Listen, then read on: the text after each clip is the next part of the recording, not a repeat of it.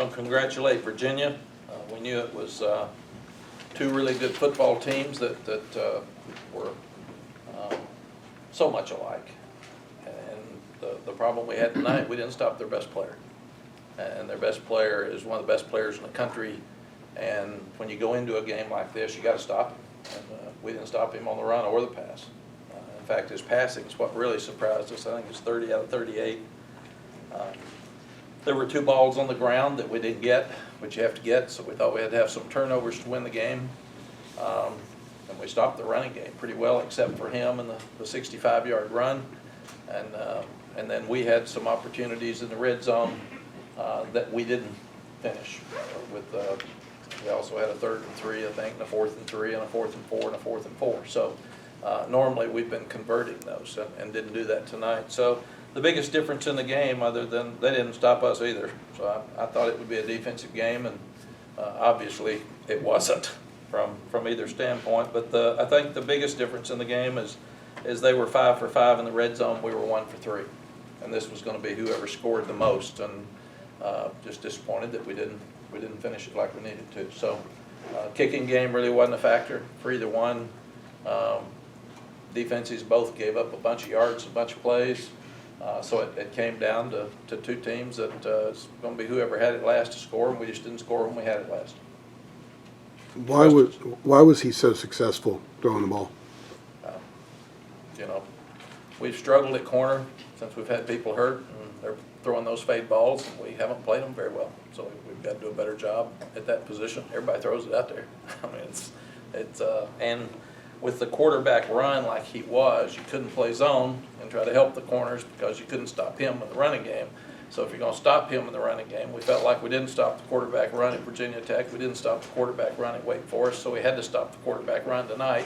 And other than the 65-yard run, which is a big other than, we did a good job of containing him in the running game, and he had not been as good a thrower as he was runner, so we felt like that we had to make him throw the ball to win the game, and he did.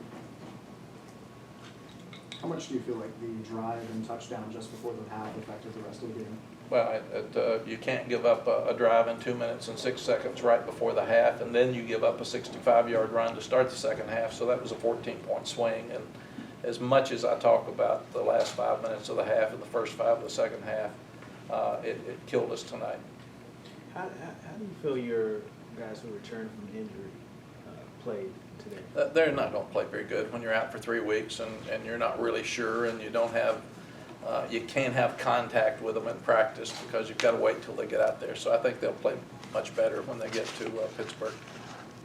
Playing games that come down to the wire week after week after week, does it take a toll out of you physically, emotionally, psychologically? Yes. In what way?